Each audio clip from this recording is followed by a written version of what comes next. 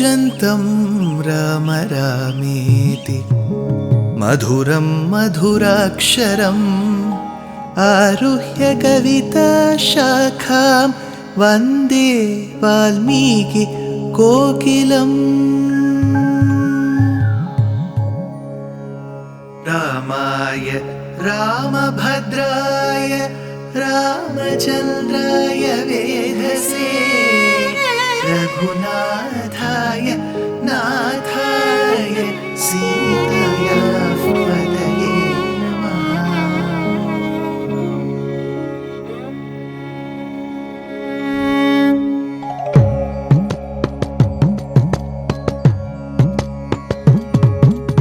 जयत्याश्रितसन्त्रास ध्वान्तविध्वंसनोदयः प्रभावान् सीतया देव्या परमव्योमभास्करः परमव्योमभास्करः।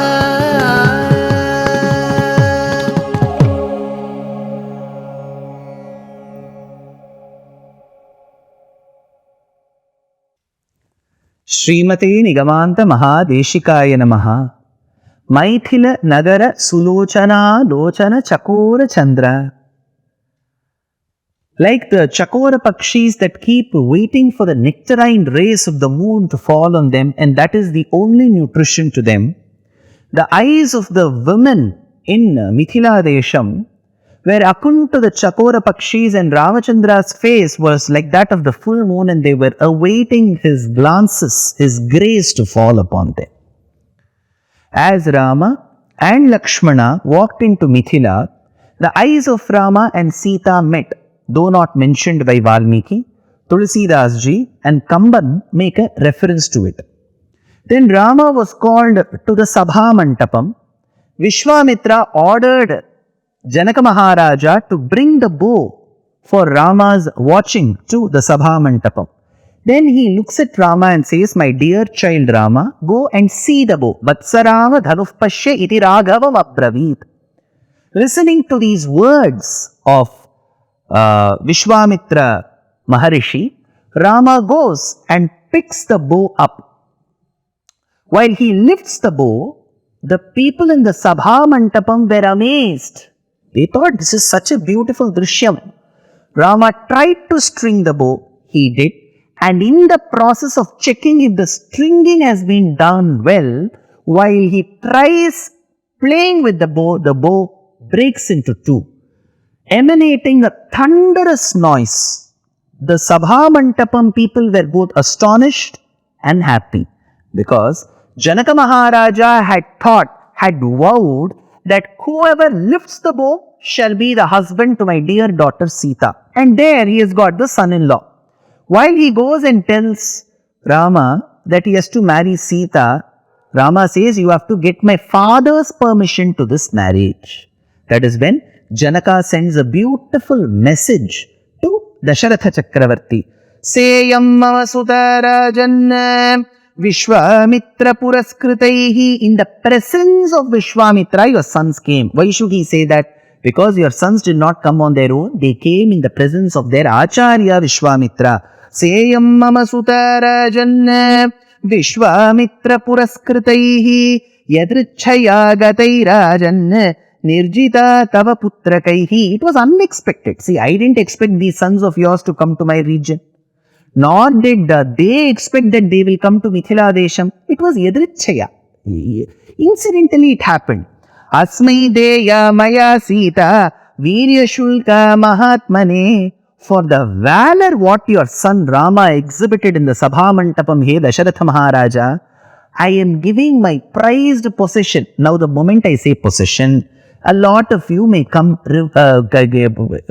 fighting back at me, telling that a woman needs to be given due respect. She cannot be treated like an object. Correct.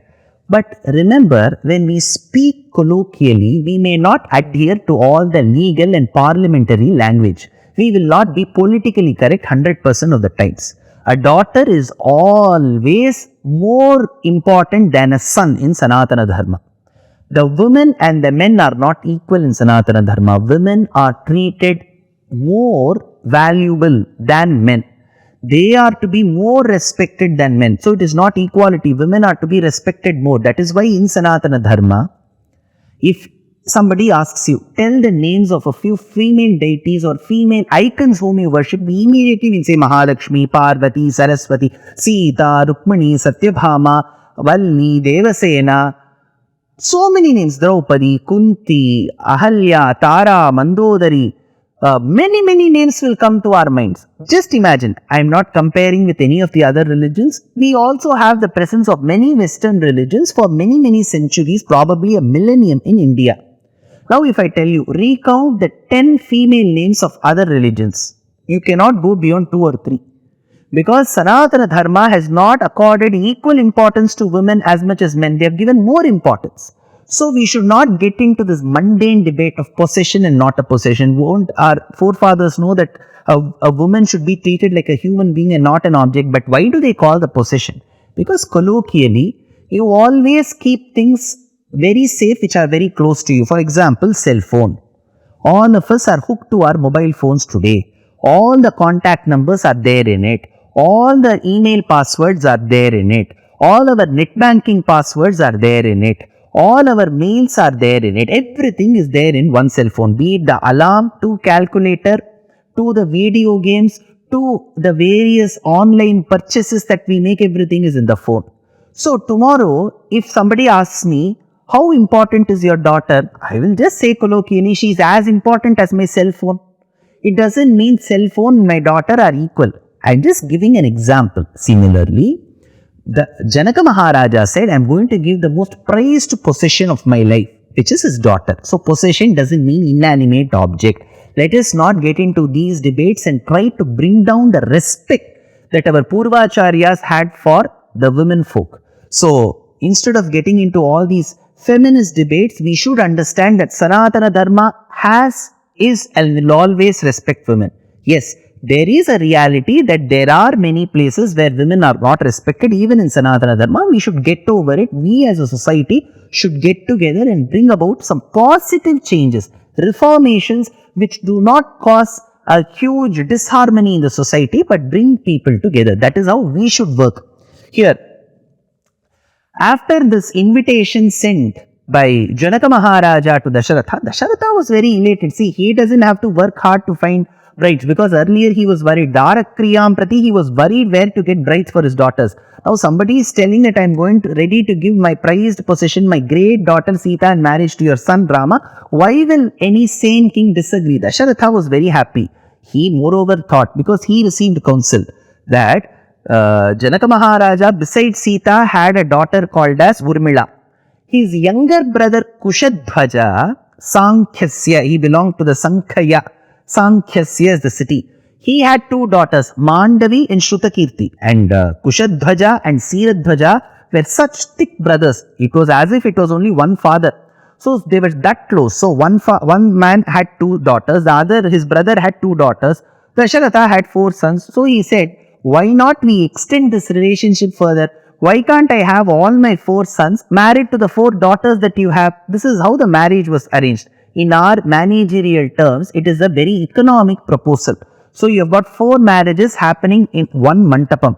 So after this marriage ceremony was arranged, the Panigrahanam ritual had to happen. Panigrahanam is bringing the boy's palm, which is him, and the girl's palm, which is her, together. You say hands together, right? Whenever you have to show that there's a human chain, you'll always put your hands together. So the man and the woman are coming to become the best, thickest of friends in their life. So their palms have to come together. It is called Panigrahanam. Hand catching the hand. So holding of the hands together is Panigrahanam.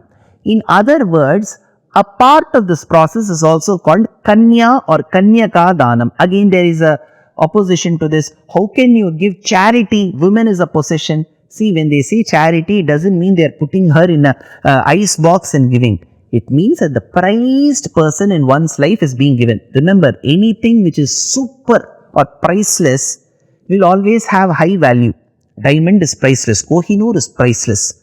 So the women are so priceless that there are people who give the woman, the father who gives the woman through love, and the man accepts it out of sheer reverence. But if the boy is given, nobody will take danam. So there is no varadanam. There is only vadhu danam, which is kanya danam. So we should see it that way and not get into these mundane debates and show advertisements based on this. This will only prove how low our thoughts are when it comes to our civilizational ethos. Now getting back to this point, when Kanyadanam, Panigrahanam was performed of Sita to Rama, Janaka Maharaja says, Iyam Sita mama sutta sahadharma charitava pratitya chainam bhadram te panim grinhishva panina pativrata mahabhaga chayeva sada. Beautiful shlokam. See, Madhuram Madhuraksharam, every word uttered by Valmiki in Ramayanam is just not important. It is beautiful, very melodious. Madhuram Madhuraksharam. Nothing can match this shlokam, so much so that today, even today, across cultures in Bharata Desham, when Panigrahanam is performed, this shloka of Ramayana is recited. Iyam Sita, Mama Sutta, Sahadharma Charitava, Pratitya Chainam Bhadram Te Panim Grinihishva Panina. 2-lined verse, 32 letters. For this, there are 10 pages of commentaries, Vyakhyanam by commentators. I will just describe how the Vyakhyanam goes. It seems Janaka was present along with his daughter Sita in the Sabha Mantapam in front of Rama. So it is like a conversation that our commentators have asked us to imagine this shloka to be. Janaka calls Rama and says, Rama, you have such a pretty face, very handsome, you look very beautiful face. Rama will be obviously impressed. So Janaka is telling, Chandrakantananam Ramam Ativa Priyadarshanam Rupa Audarya Gunaif Pumsam Drishti Chitta Baharinam Chandrakantananam Ramam. Rama's face was like the full moon. Chandrakantananam Ramam Ativa Priyadarshanam. He is extremely handsome to look at. Rupa Audarya Gunaif Pumsam. Just not through his looks, even through his habits, qualities, he is able to attract the people. So through his looks, he is able to attract the people's eyes. Through his demeanor, qualities, etiquette, he is able to attract the people's minds. Because qualities attract the minds, they impress the minds. Looks impress the eyes. So you need both beauty and brains. So through his beauty, brains and qualities, he was able to attract. This is what Janaka is telling Rama. So Ativa Priyadarshanam Rupa Audarya Gunaif Pumsam Drishti Chitta Paharinam. Then Rama said, you are praising me a lot, my dear father-in-law. Why are you praising me so much? No, Rama, you are very handsome, you are very good. But don't be completely arrogant or proud of that. Rama said, why should I not be? Janaka said, for a minute, see my daughter, Iyam Sita. See my daughter first, Iyam Sita. Rama asks, what are so special in your daughter that I have to keep looking at her? Janaka Maharaja. Janaka tells, Kshetram Shodhayata Labdha Namna Siteti Vishruta. See, my daughter was not born in the regular way. She was spotted on Mother Earth, so much so that many people regard her as the daughter of Mother Earth. She was spotted. This space of beauty and qualities was spotted on Mother Earth, like how you spot a diamond, like how you spot a sapphire, like how you spot a topaz. My daughter was spotted. She is not like you. Then Rama said, see, do you mean to say that she is Sakshat Mahalakshmi? Janaka said, obviously she is Mahalakshmi. Yes, Rigvedam in its Kilabhagam, especially in Sri Suktam says, Hiranyavarnam Harinim Suvarna Rajatasrajam Chandram Hiranmayim Lakshmim Jata Vedo Maavaha Tamaava Ajata Vedo Lakshmim Anapagamini Yasyam Hiranyam Vindeyam Gamashvam Purushanaham Ashvapurvam Rathamadhyam Hastinada Prabodhinim Shriyam Devi Mupakhvaye Srirma Devi Jushatam. Srirma, she is Sakshat Mahalakshmi. Is it so? He asked. Yes. Remember, Rama, Sri Suktam tells that Mahalakshmi is in the hue of gold. She is gold hued. Hiranya Varnam Harinim. Mahalakshmi is gold hued. So my daughter was spotted on earth. Gold is also spotted on earth. So the gold-hued Mahalakshmi is my daughter, Iyam Sita. Rama says, see, many of them say that I am Sriman Narayana. Good, you are Sriman Narayana. But see, in your name also, before the word Narayana, Sriman is added, which is my daughter Sita. Then Rama says, see, you are always talking about her beauty. Is beauty alone enough for marriage, hey Janaka Maharaja? Aren't the other qualities like education, demeanor important for a marriage? Will only good looks help in a successful marriage, Janaka? Asked Rama. But we have to see what Janaka Maharaja has to answer to Rama's question in the next episode. Dear Astika reader, I am happy to be authoring a two-part book on the Ramayana in English. The first part is slated for release in the year 2024. The book aims to recreate and retell the Ramayana of Valmiki, conforming to the ancient commentaries and other allied literature. To receive notifications of the book release, kindly register with www.deshikadaya.org/books. Namaskaram.